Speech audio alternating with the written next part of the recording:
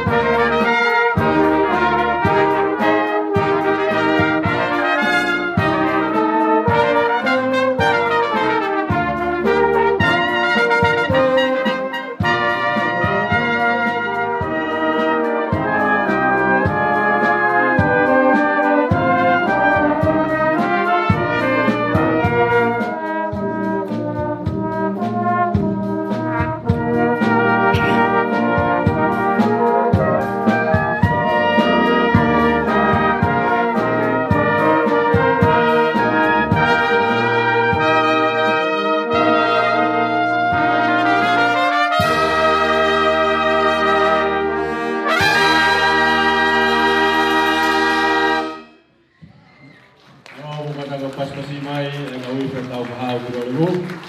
Mau piwa ifi koia ai foi fasi kai Christmas Root.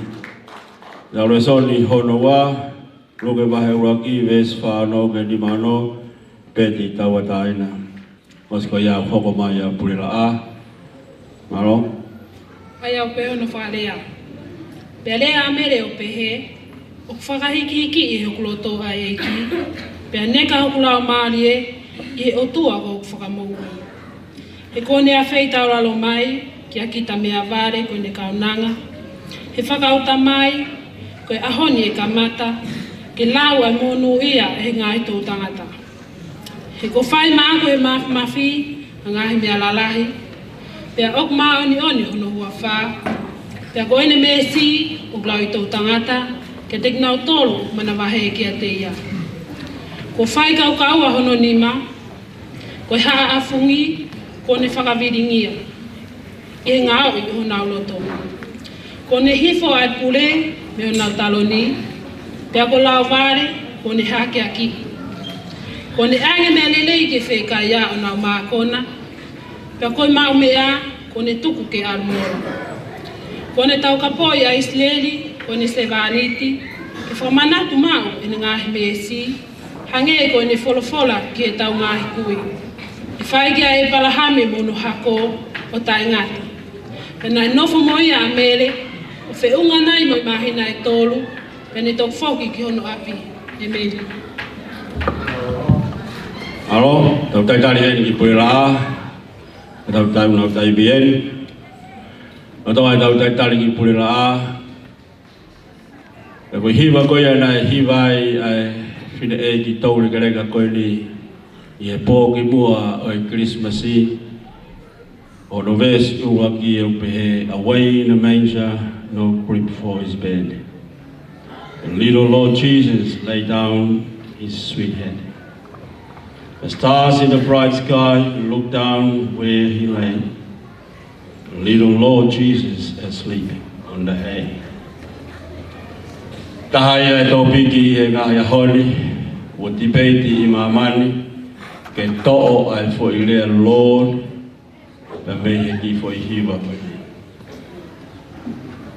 Wara mai ai totonu ai tangata, ke whaoa ai totonu ai otua I hono mamani.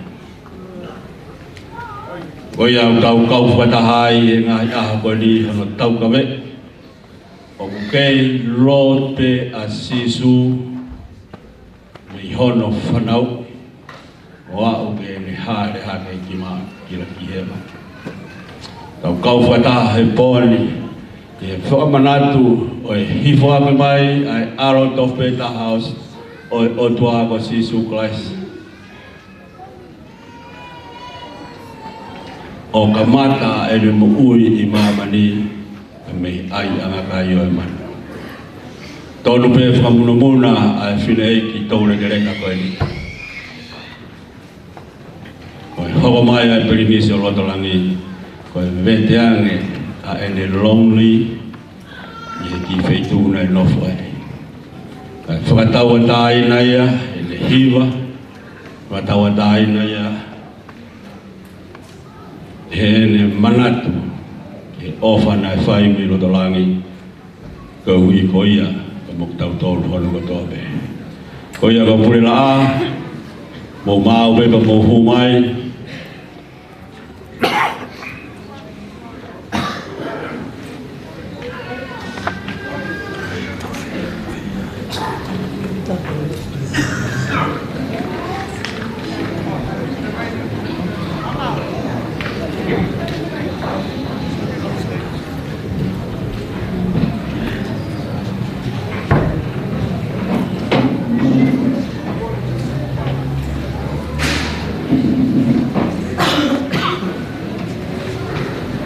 Mata ke o paspasi mai ai whanau na iupa purela a.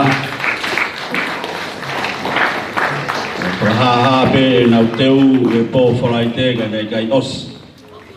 Nā koe pōli te nau kamata pe pe me pō whalaite o au mai e pe ke mea nai toi ki he pōli I he poi tā pe e tā. Hello.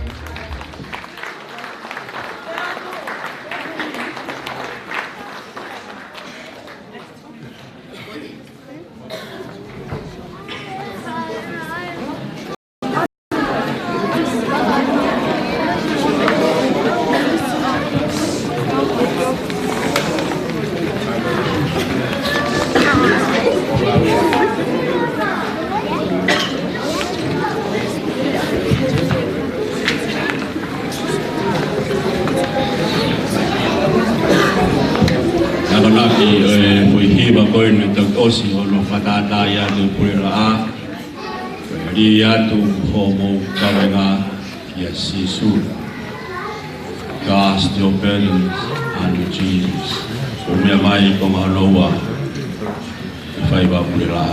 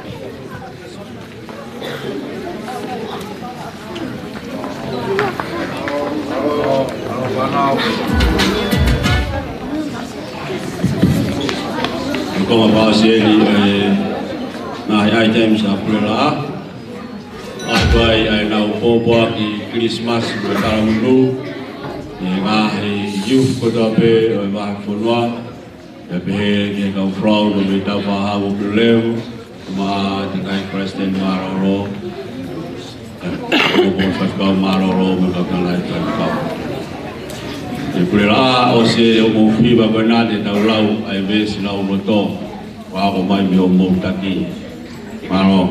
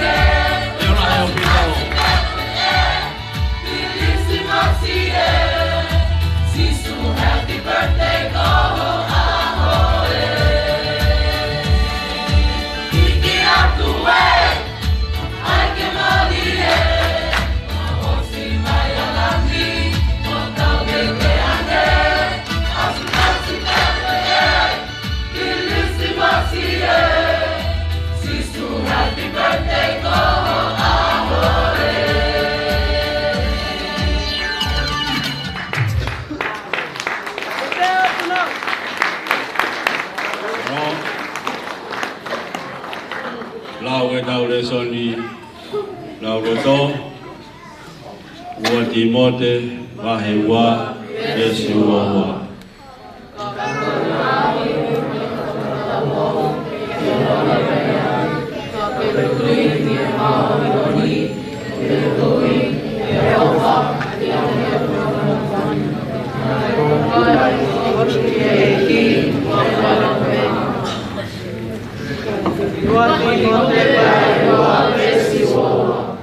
Maro, kata ke pas pasi mai pula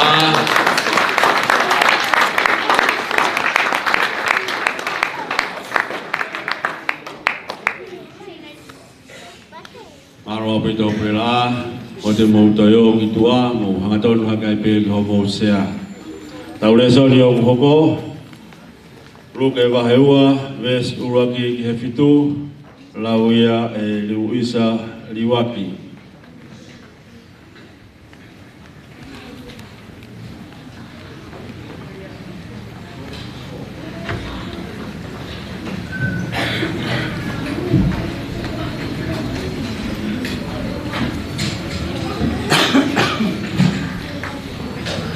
Ai pe no hiki. Pe e kuanga ko ia tokua na alua tu hafekau me asisa kosto ke toi kakai a maman katoa. Pena e fofo fai ai toi kakai ko ia lolotonga na i kovana i silia asa i linio. Pena e alua e kakai ko toa pe taktaha ki hono kolo o na ke tohi ai. Pe fononga hake o se o sifa foki me he kolo ko Nasareti i Kāleri ko ene alu ki siutea ki e kolo o te vita. Aia o guhingoa ko Pēteri hema. Ena ane kau ki hako mo e whahinga o te vita.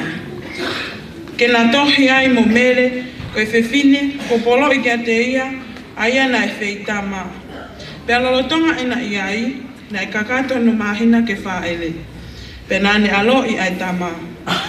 Ko hono uluaki, o ne whakakofu aki, ai kofu i tamasi i Vale Vale. O ne whakatokoto i aianga kai o manu, ko uhi, na e kai tena hao i he whale telefonunga.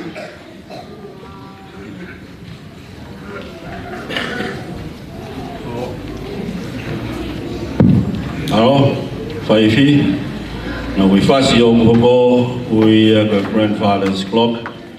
Pai atu ia ka wifi a Taufa'ahau mo Pilolevu.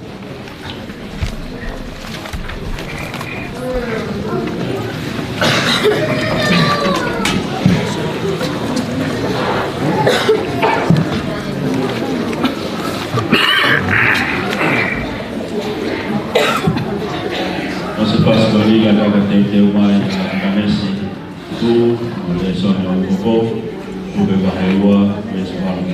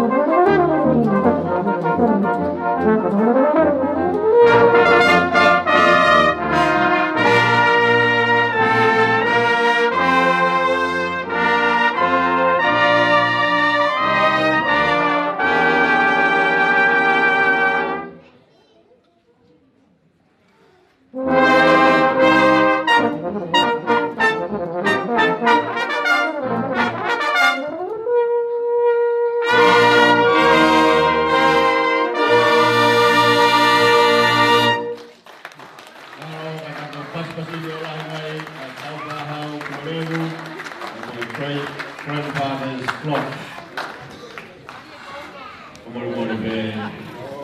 President Barolo Fakafeta'i, Latu, Taho ke tau le soli o hoko, kataki pe amo falupe fava, o me haki o lunga hili pe lau le soli koe pe hoko atu mokoe, le soli whakaosi. Luke vaheua ve skruaki ke tawha, o katika ya luke vaheua ve stani wa ke ua taha. Maro. Ayak peno wharea. Pena i whanua ko ia, hakautau sipi nai mohe wao, o le ohi e ne whanga sipi i e pouri. Pea ilo ane nai tū mai ka teknau toru ha angelo a eiki. Pea malama mai a skaina eiki, o hulu ia ki nau toru. Pea nā nau mana wahe, koe mana wahe, ka koha mana wahe. Pea pehe e angelo ka teknau toru. Owa e mana wahe, he ko eni, ko hau mo au ka talanoa maari. Koe mea whakawhiawhia au pito, koe mea maai ka kai Israeli ka atoa. He nai alo i ka tek mo tolu ane nai, i e kolo o te rita ha whamo ui, aia koe eiki misa ia. Pea ko hono whakailonga eni ka tek mo tolu, te mo iloi ha tamasi Vale, ko kofu whakatamasi Vale, pea kune tokoto i e aianga kai o e manu. Pea whafo ki whape, na i he angelo ha toko lahi o e hoste o langi, o nau whamalo ki e o tua, o nau pehe, ko e koloria ki e o tua i lanta o potu, pea koe merino ki mamani, ki e kakai, ko hoi fua ki ai.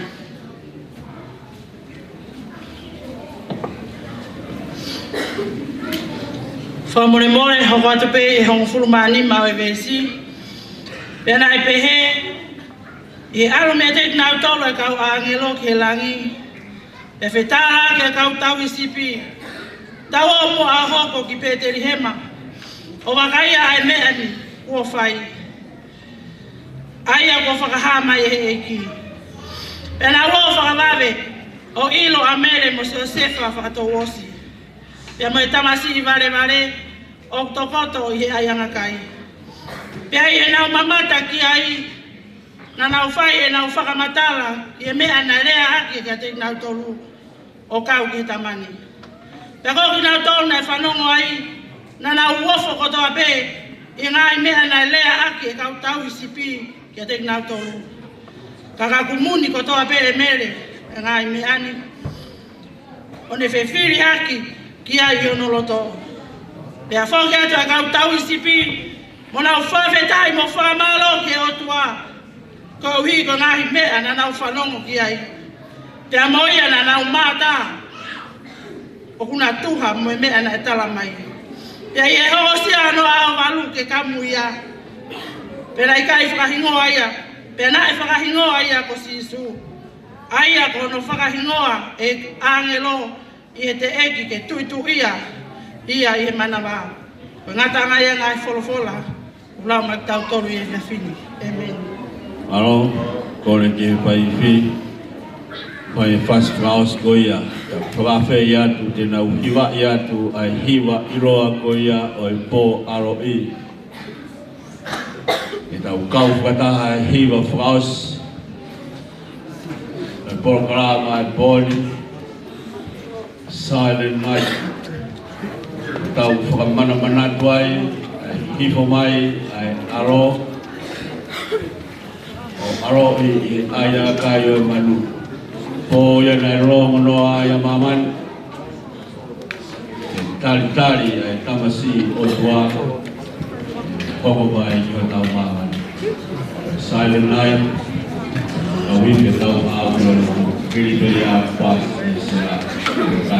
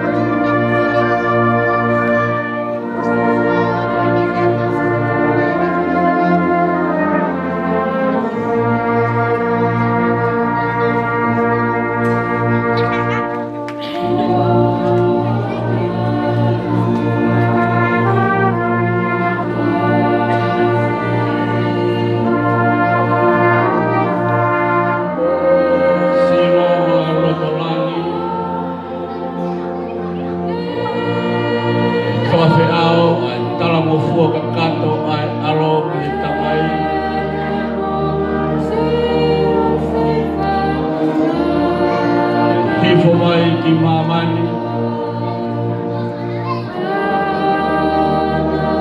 o aro I he ai anga kai potu tai amanekina potu I kai toka ki ai halere potu fehia nekina e tangata nai vei he ai anga kai ai amanaki mai whahina e tangata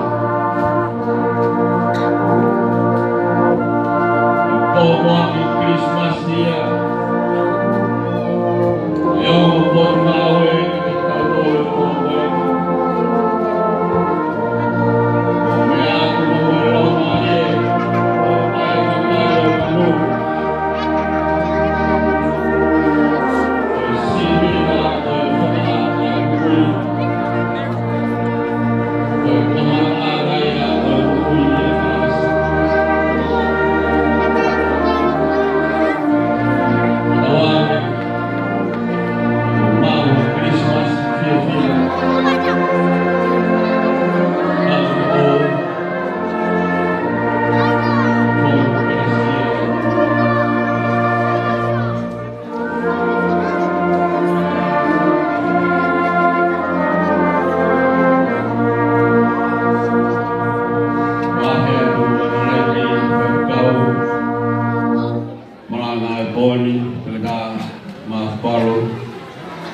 programa fausi e poni maranga tu maranga ta boni e aptanga o popo ni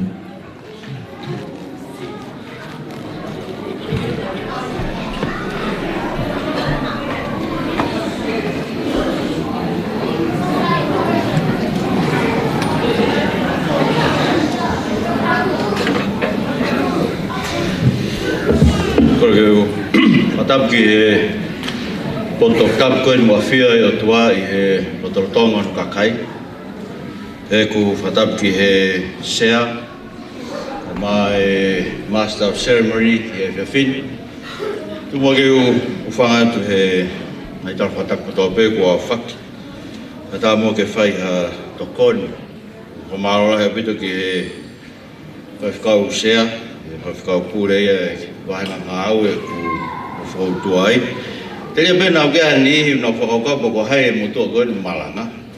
Koe tādai koe whikau pēo tau siasi. Kau ku o mawhai pēo koe whai ngawe ni toi tapu. Mo tō anga e ki kai ngalotu ngā tuk titu o me taho e ngai siasi koe ni e whanuat. Koe ui ngai o ku kai koe wha asu mai ke tau ngai mea. Ka ku whamalo lahi a biti. Whenga maari ko mau to kon pe ki he whakau pure koe ni e wahe kolo. I he tau ki e tau kai a lotu I wheitu koe a kou. E vea pete tau kau whatai whin pa ko whamarahi te ngau tolu, ngā whotutu e programa koen. Ka ko kolu whamarimore te mo tolu ko tōpe. E pau e ai ha ngā hi whawhotonga e tai hoa mo whaamu. Ka ko whanongo ke lau tohi whakatonga me he ni pa ko whiwhi ai, pa ko whamaro ai. O talo tau ko he mo whanonga ki whe whanawhanahi ko whai koe mui koe ta mai koe mautua, whapahalangi. Pēo pe he, si whaafutama si ta mai koe ni koe ke hiro pe umahinu waka ki nao tolu e whaamo e siasi ki ai whakatonga ngai mea. Ka ko whaam ke whanga pore I ki mo tolu ngai whaamilo e siasi. Mo mea koe whaiture rei taha ke a koe tau whanau ke rei whakatonga ko api. Lau e toi tapu mo lau whakatonga pau. Ui mai ki whanau e whiawhi ke whai koho mo lotu, mo lau whatonga toi tapu, mo talano ai. E koe ke taha whaitu uia e whainga maari e lahi ana. O koe ke tui koe whatongia e siasi ke a koe whakatonga e tau whanau. Mo whamre more pe. E koe rawe pia ui ai ni he te mo tolu ke mo tui ta tau me mo tuana. E koe tui au koe whatongia e siasi ia, ke ai ke mahino, ai o ngongo le leo e ko si sukaraisi. Pea kou lawe ia koe tau whanau, ki nau tau tōlahi he ni. Pea koe o koutui, whamoremore pe kai tumo ke ki ahi pe, ke u whainga nge nā lawa pe, ke u whai ki I pou koe ni, ko whampeka ke fuloloa e pou e whewhine ko lawe I ko mongosia.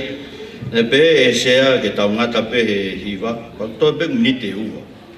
Oia ko kore whamamore sea ka ilonge ko ki overtime ni tau mea.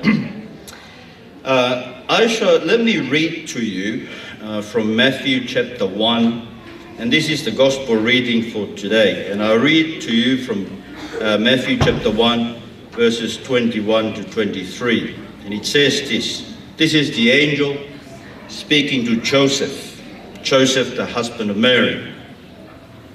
She will give birth, referring of course to Mary, she will give birth to a son, and you are to give him the name Jesus.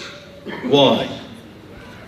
And he is told because he will save his people from their sins.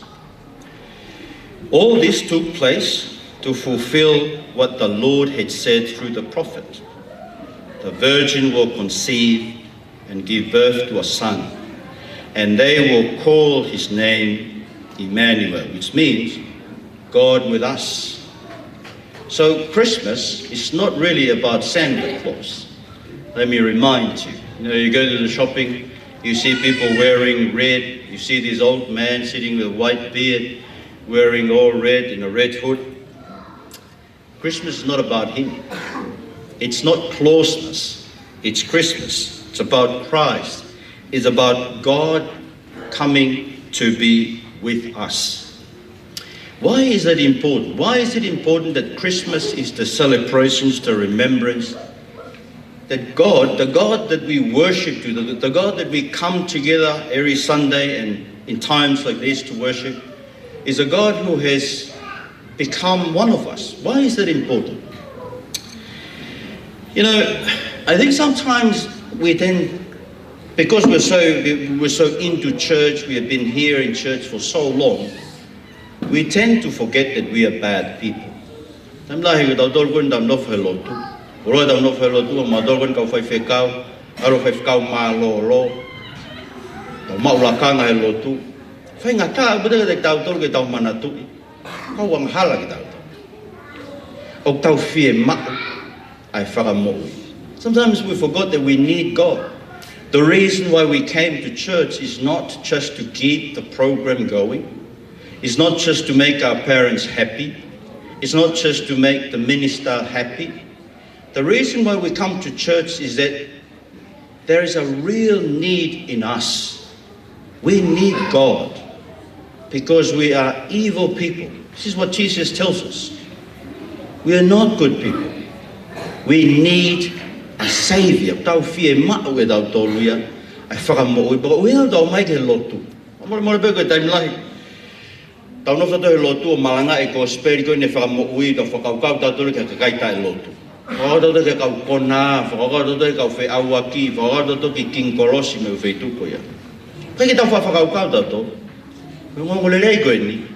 Koe ngongolelei ke te ki tau tōlu koe ni. Ai ka kai, kau anga halak tau tōno nou potope. Uinga e pe tau lotu tau mau, tau alu no pe wafi me ngai hala, ange koe whangasipi he. Ngai me koe na toton ke tau whai, koe tau whai tau tō. Hono uinga koe tau whakahaa ia. Koe whakataha angai, ai ka kai nau fie ma'u, ai whakamokui. This is a gathering of people who are in great need of a Savior to save us from the evil consequences of our evil behavior. Now let me give you a show of hands. Hands up those who have told a lie. Hands up. Oh, wow. See, very, very dangerous bunch of people that I have here tonight. Bunch of liars. Anyway, well, I should put my hands up as well, you see. Okay, thank you very much. See, that was just a kind of a demonstration that, see, we're gathering here because we are in need of Emmanuel. We're in need of God. We need to be saved. Sometimes we tend to think, oh, it's just a white lie. There's no such thing as white lie. If you read the 10 Commandments, you may not know, but the commandment number 9 is thou shalt not tell a lie. And, together with thou shalt not murder, thou shalt not, commit adultery. Telling a lie is on the same bar. Ta tau be e whekau koe, hi ono hiwa, mo ngahi whekau koe, tau mau o tala mai se nisi te tau tolu ka pau ke tau hi ko ia hiva ko e ka ke mau e taha ko e ke mau I ko toa ngai whekau. See, we are lawless people. We need a savior. Now, say you were drowning in a pool. Hands up those who know how to swim. Okay, thank you. Are there any nuku people here?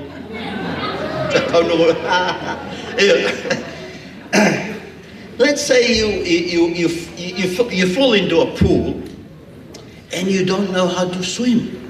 And here you're struggling, you're trying to get up and you're going down, you're getting up and you're going down.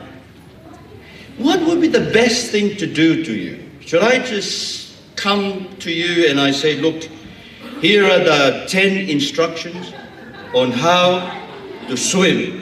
Hands up, hands down, head down. Will that be the best way of saving you, to give you instructions? Now, if your religion, if your Christianity is about that, it's about keeping the rules, let me say to you, there are so many people in the Bible who've done that and they did not feel saved. They were not sure of their salvation. Paul, for instance. Apostol ko Paula, ka lau ki he lau, hau hawa. Ia tahe te hau ni tahu lau ki he. Tame Paula, koe mea kato koe koto ngau haa pe, koe veve pe. See, hai mea whai ka pau ke, if you're struggling to swim, drowning in a pool, should I just come there and I do an action song? I say, look at me, when I do this, I action song to you how to swim. Do you think you will be saved by that? I don't think so. See? Well, it's good to see you doing action song here, but I don't think you'll be saved by doing action songs. And I wish to speak to your youth leaders to give up on that. It's a waste of time. Let me be dare to say that to you, right? Teach the Bible to our children because they won't be saved. Well, another thing is, I can stand there and see you struggling to swim, and I can say to you, look, you stay there, I'll meditate for you. I'll kind of do the Eastern meditation. I'll just feel the presence of God for you. And do you think you'll be saved by me doing meditation for you? I don't think so. What would be the best way to save you? I have to jump in, isn't it? I have to jump in and I have to make sure that I'm not a nuku person. That is, I know how to swim. It will be useless if I jump in and I don't really know how to swim, isn't it? I must know how to swim so that I'm able to save you. Christmas is about Emmanuel, God with us. Koe o tua o koe dek tauto. Koe hifo mai o kei kei tū pe o tuai e tau kakapa o lau mai whekau e hongo fulu. Kei nofo pe o tuai o tala whakataha tā mai pe mena whekau palofi tā mga mea. Kai hifo mai. Hopo mai ke loto vai koe tau lotonga. Whenga ke tau mui me. So God jumps into the water and gets wet in order to save us. In fact, he got bloody. They killed him. He jumped in and they killed him. They put him on a cross. Because that is the only way in which you and me can be saved from our sins. Friends, let me say to you, you need that Savior. You need that Savior. You need it tonight. You need to come to Jesus to make good terms with him, to make Jesus your friend because he came for you. You know, church is not about being good. Church is about being forgiven in Jesus. What kind of people would you find in heaven? Do you think you'll find good people in heaven? You're wrong. You're wrong. You'll find people like Abraham. He used to be a liar. You'll find people like David, who used to be an adulterer. You'll find bad people. Bad people are the ones who go to heaven. Bad people who have been forgiven. See? Heaven is not about being good. Heaven is about being forgiven. You know where the good people go? They go to hell. hell is filled with good people. Why? They are so good, so righteous, so religious, so holy, that they did not see themselves in need of a Savior. They did not see themselves in need of Jesus. So, let me give you the challenge tonight. Do you want to be saved tonight? Hands up those who want to make sure that you're saved. Good. Let me invite you all to close your eyes. Whaam kio hanga whakawhai ki mō tolko tō pē, ki mō ke tau kui mō. Ki mō tolko mō osmao e ko si Jesu Christi. O whawhai mō tolko mō hanga mō o lotu, i o mō loto pē mai tau whānau. E ko whaam ke whakawhai tau whānau, ke nau hao ke si Jesu, ke nau whai e tu ni ko ia, te nau tāri e whakamooi. Ot whalangalong pe kore ka bau kia hau ki whanau hen, hanga le ako nau ngahi hingoa he awe o tua, kore ke o tua, harofa mai mua. Hoko i pōni koe pōi honau whakamoi, koe aho o si aho ia, ne awea e nau hia. If you are a young person, and you have put your hands up because you want to be saved tonight, you show that you are in need of a Savior. Let me invite you to pray quietly in your own heart. You don't need to say it out loud because I don't want you to make a show. I think you understand what I'm saying. I want you to make this commitment to the Lord Jesus in the quietness of your own hearts. So I want to invite you to pray after me in this prayer, quietly in your own heart, if you really need to be saved. If you see yourself drowning because of sins, if you see that the consequences of telling a lie is hell and you really need to be saved from that, tonight is the night. It's just a short prayer, and I'm going to say it, and in the quietness of your own heart, say it after me. I'll give you enough time to follow me. This is the prayer. Pray with me if you need a Savior. Dear Lord, I am a sinner in need of a Savior. Please forgive me. Please come into me. Thank you that you came to die for me, so that I may be forgiven and be saved from my sins. Please be my Lord and be my Savior, and lead me from here on until eternity. In the name of Jesus. Amen. Now, continue to close your eyes. I'll pray for you. Lord Jesus, you promised that those who come to you in faith will certainly receive eternal life. And you have heard the prayers of our children tonight, showing that they too are in need of a Savior. Thank you that you became Emmanuel, God with us, to save us. I pray, dear Lord, that those who make the commitment tonight,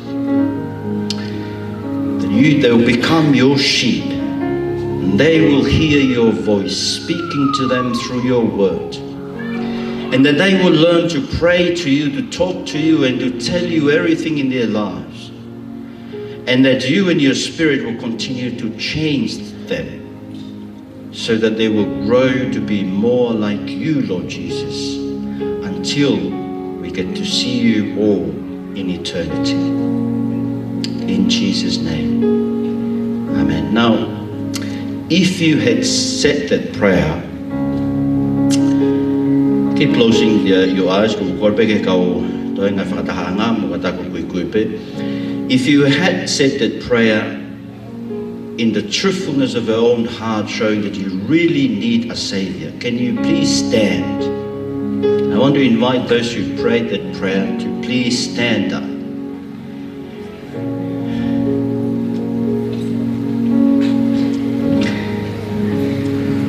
You know, the Lord Jesus promised that if you believe Him, you will have eternal life. You don't have to live long and then die in order to find out. No, you have found it out tonight. Because you have said that prayer, believing in Jesus, you're saved. You should put today in your calendar, and you will keep referring to today as the day in which you were saved. Now I want to invite you to come forward, come to the front. Make that bold step, come to the front, so that to tell everyone else in this meeting that you have prayed that prayer to show that you are in need of a Savior. Come forward, please. Thank you.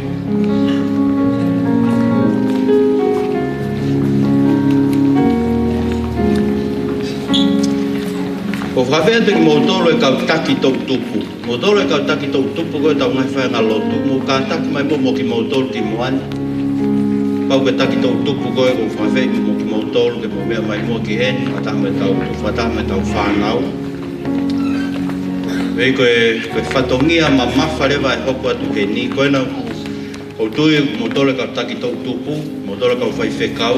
Lau peke mo mea mai ki he tau whanau. Koe ni unau whai pā koe ni pōni. E koe ngāwe lahi rewa e whai i motoro e ngai siasiho mō whoki. Ono tanu maki e tau whānau. Ono whakahinohino ki nau tolu ki he alunga o e karistiane. Ka pau ukai te ke hanga ilo i pe koe hae whōnga e whai aki. Pa ke tohi mai ka te au he tohi mai he messenger.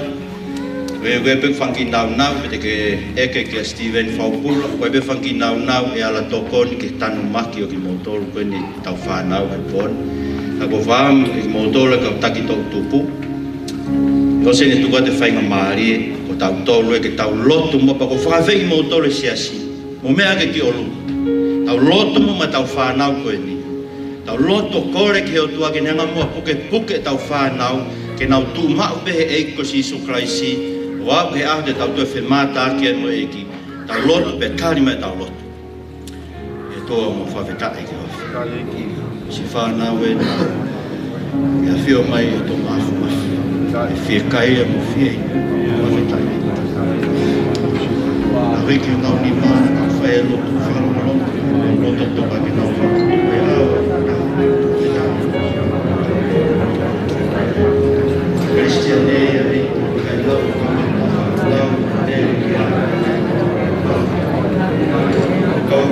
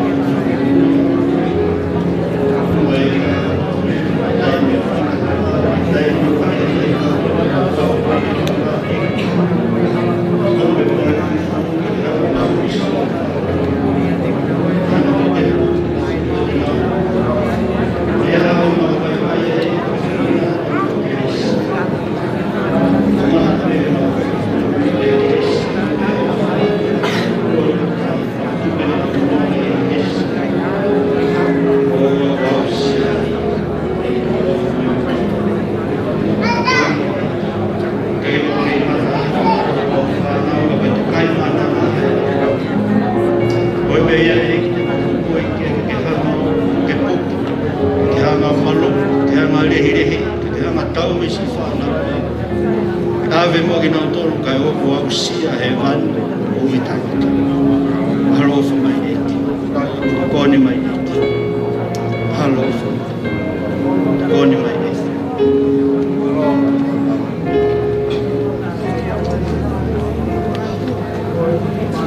Eo, Fakafeta'i eti. Ona mo si ngai whawa lotu ko tō pe whai o kakai. Koe ko se mau whanau ko ni toma. Okay, I feel because you're not my himo. I feel you're not Lord. You know these children. You know their hearts. You know their need. You know the sins they've gone through in this life.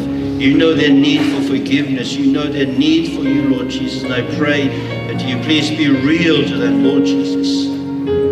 Help them to feel your presence in their lives, wherever they are. Wherever they go, dear Lord, I pray that you will be with them, that you will be the Emmanuel who goes out with them until they get to eternity. In Jesus' name, amen. Amen. Now let me say to you, if you have prayed this prayer for the first time, there are two important things that you need. See, Jesus has become your friend. Think about a friend at school, a friend, your best friend. How do you keep your friendship? By talking to them, isn't it? You talk to them, you message them, you messenger them. You talk to your friend in order to keep your friendship going. It's the same thing with Jesus. You can talk to Jesus. How do you talk to Jesus? By prayer, see? Everywhere you go, every little thing, tell Jesus, Jesus, help me today, guide me, please be with me, prevent me from saying anything that will be misleading, prevent me from telling lies. See, you can tell Jesus to help you every day. And if you fail, remember, you are saved because someone jumped into the water. You could not save yourselves, see? Remember that. Jesus came to save you. So talk to Jesus, but also, how can you hear Jesus? How can you hear Jesus talking to you? By reading the Bible. The Bible is God's word. And that's how you get to know Jesus. Now, if you haven't read your Bible, let me say to you, there are a lot of stories about Jesus. Story of Mark, Matthew. Get a Bible. Hands up those who have English Bibles in their house. English Bibles. Yes, I will say that I will make a good Taufa'ahau. Remember, I will allow it to hit Fakafeta'i. That's how you can keep yourself. And after this meeting, I'm going to give you back to your youth leaders. Can you look back, those here in Australia, can you just turn back and see your youth leaders? They're standing there at the back.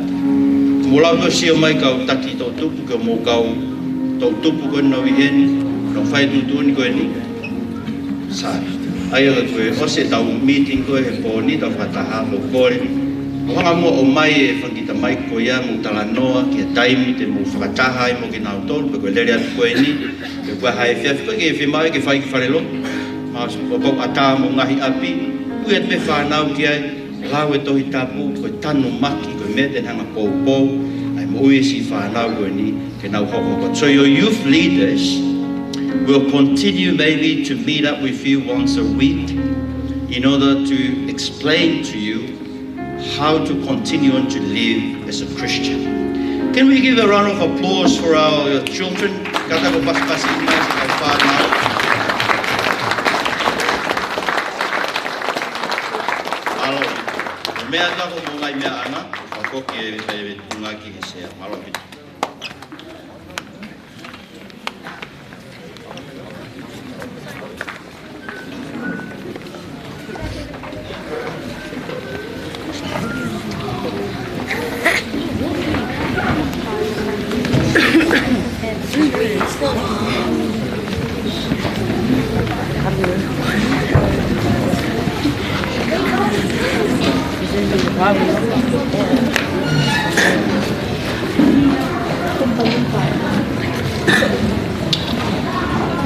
Tau Fakafeta'i ko toa be ki he o tua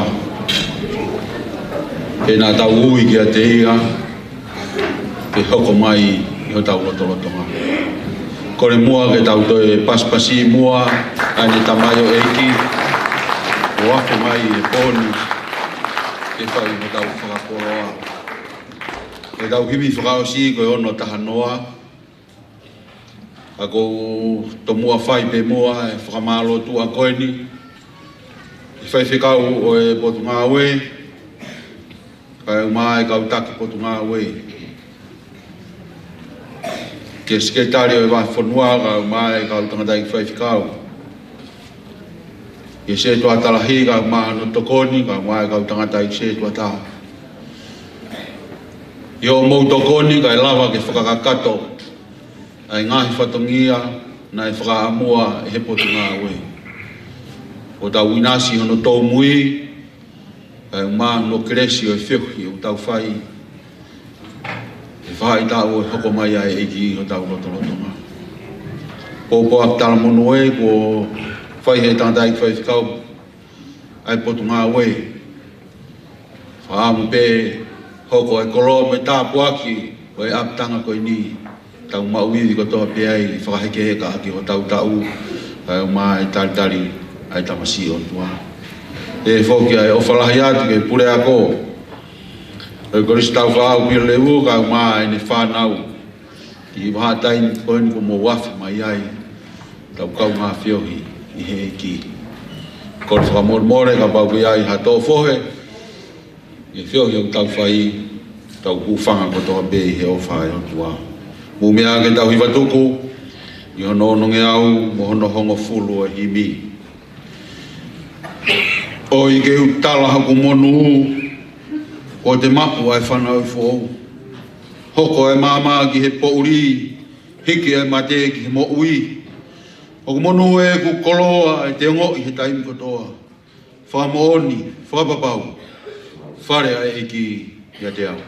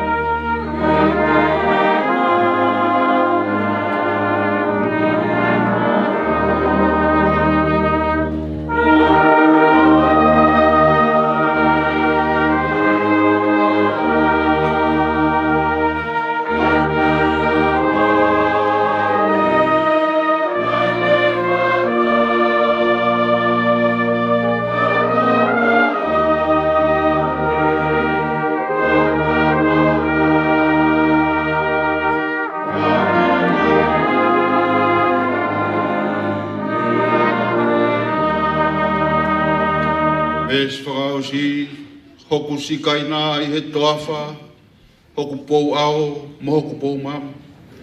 Tene au taki ki he whanua, tene o hake ki he otua. Hoku monu e ku koloa, e te o ngoi he taimi kotoa. Whamaoni, whapapau, whare ai ki a te au.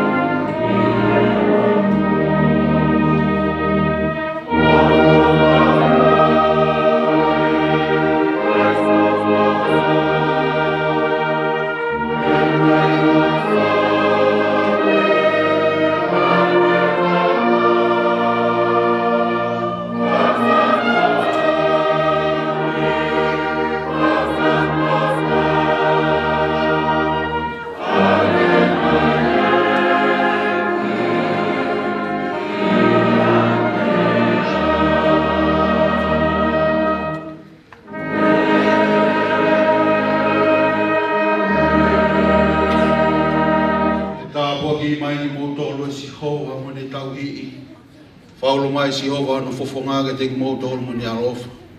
Hanga I fofonga mai ai o tua ko tau tamai no fo ia e merino I ko tau loto nga. E ko no ngai o tua mo ma ta ta tamai ko to be o fa ke malu o mo loto mo ngai fa kau kau e kala sisu. O ko atua e ta boa ke o tua maf mafi. Ai tamai mo alo mo lau mari e ma ni oni. Ke te ki tau tol ko to be o ta ngata pe ta ngata. E meni. Malo. Moga taga le filang.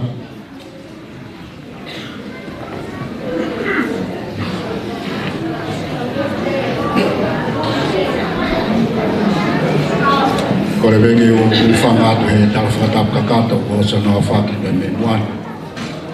Ya ko fata pu ki sea. Ya to ko ke ufanga to. Fa kato e polo kalama bo bonya famalo. Sea ya ya famalo lah ya. Ko ya ko tali. Ai ui ko fai ya de ko he pungawe. Ke sea ye bon. Mau fefia mo honga ia. Yo tali lele ya fafu na fai ya de ko. Ke fakakato. Ai apitanga tapu lukawa malo. Mo fai toko na tapu. Patawangi o tua mafi. Kei fai tapu ki na boi. E ngai tō whatongi ma tō be. I e tau ngāo e whai whanau. E whoke u whamalo lahi ki he whai whakau malanga e bō koe. E kai sola ki ata. Whai whakau be a konferensi. O ngewe whatau lama na ne whai o ni e whai whanuani. Ko i hapa i ni to i tapu. Whai whakau tari tāma whakau. Ia e whawhanga ia to e ngopot ngāwe.